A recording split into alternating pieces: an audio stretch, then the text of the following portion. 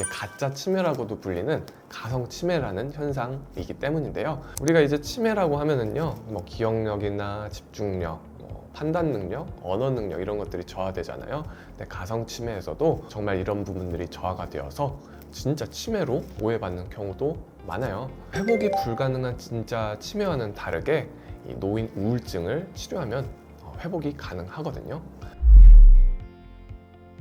안녕하세요. 정신과 의사 노승훈입니다. 핸드폰 어디에 뒀던가 오랜만에 만난 그 친구 이름이 갑자기 생각나지 않아가지고 이게 치매인가 건망증인가 의심한 적이 있으신가요? 근데 우리가 치매와 똑같은 증상이 있어도요, 사실 치매가 아닐 수도 있습니다. 이게 가짜 치매라고도 불리는 가성 치매라는 현상이기 때문인데요. 오늘 제가 이 가성 치매가 정확히 무엇인지, 그리고 어떻게 하면 가성 치매를 치료할 수 있는지 알려드리도록 하겠습니다.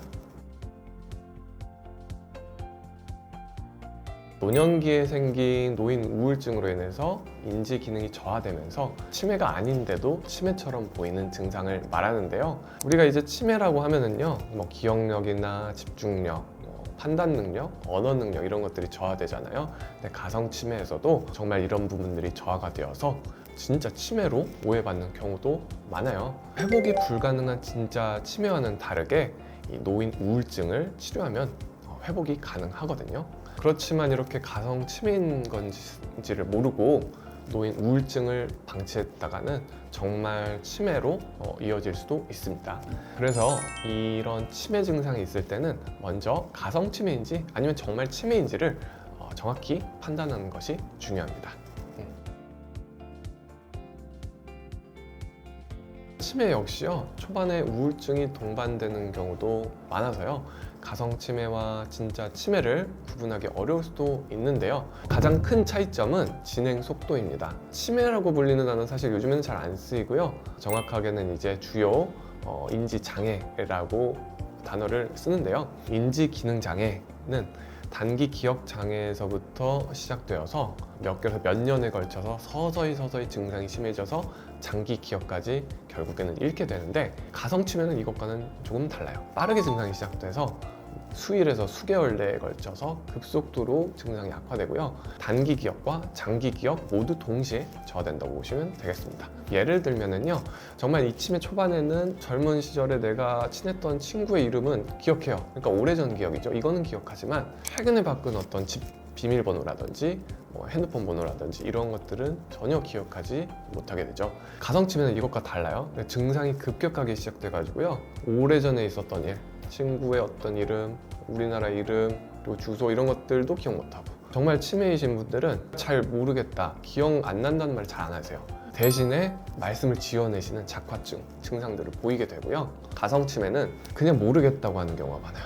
기억을 못하겠다, 이런 식으로 내가 기억을 못한다는 것을 적극적으로 말씀을 하는 편이세요. 실제로 이 가성 치매는 우울증에서 많이 나타나는 현상인데, 항상 우울감이 먼저 선행을 한다는 점, 그리고 항상 평소에도 이런 무기력감 때문에 외출도 꺼리게 되고 전반적으로 부정적인 인식 체계가 보이는 그런 우울증 증상이 동반된다는 것도 특징입니다.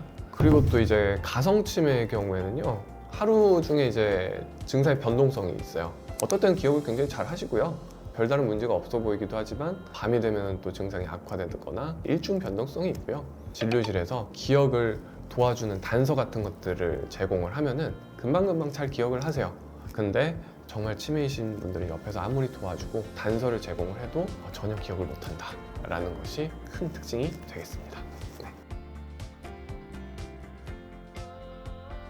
나이가 들면은요, 품 안에 있던 자식들도 독립을 하게 되고 세상을 먼저 떠나는 친구들도 생기게 되죠. 그래서 가족이나 친구와의 소통이 좀 줄어들면서 사회적으로 고립되어서 외로움을 느끼고 우울증이 유발되기가 쉽습니다. 또 노년기가 되면은 고혈압이라든지 당뇨, 고지혈증 이런 만성 질환이 생기게 되는데요. 결국에는 이제 혈관의 건강을 악화시켜서 혈관이 좁아지게 만들고 혈류가 감소하게 만들고 결국 뇌의 인지 기능을 저하시키게 됩니다. 의욕이 떨어진다든지 이런 우울감이 생기는 어떤 혈관성 병변에 의한 우울증이 생길 수가 있고요. 더불어 뇌 노화로 인해서 어떤 감정 조절이라든지 동기 부여, 계획 세우기 같은 기능을 하는 전두엽, 그리고 선조체라는 부위 사이에 커뮤니케이션이 느려지게 되는데요. 그래서 정상적인 감정 조절이라든지 동기 유지가 어려워서 우울증이 발생하기도 합니다.